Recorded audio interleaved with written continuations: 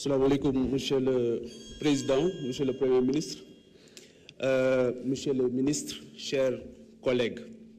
Monsieur le Premier ministre, dama bëggoon ñëw rapidement sur un segment qui me paraît important, mooy le développement du chemin de fer.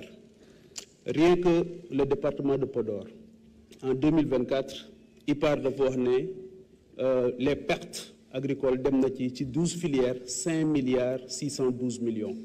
Dans l'année, ça fait 250 milliards au Sénégal.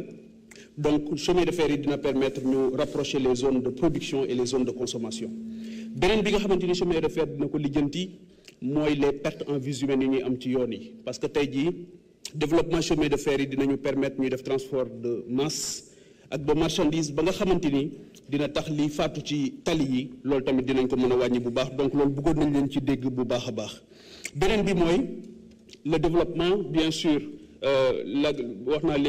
l'agriculture, ça passe forcément aussi par la réforme foncière. Loolu tamit bëgg nañ leen ci dégg bu baax.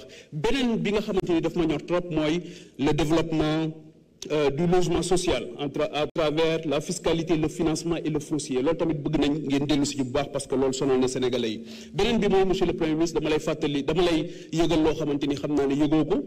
Ndax jubal jubbanti tamit bokk na ci li ngeen doon xeex en 2022 loolu ngeen bàyyi ko xel mooy sa doomu ndey Barthélémy Toye Dias li nga bañoon ne ñu jël mairie bi ci moom en 2022 maa ngi lay yëgal ne ñu ngi koy jël xaw ma ndax yëg nga ko ou pas donc maa ngi lay yëgal ndax yëgoo woon déguerpissement yi maa ngi lay yëgal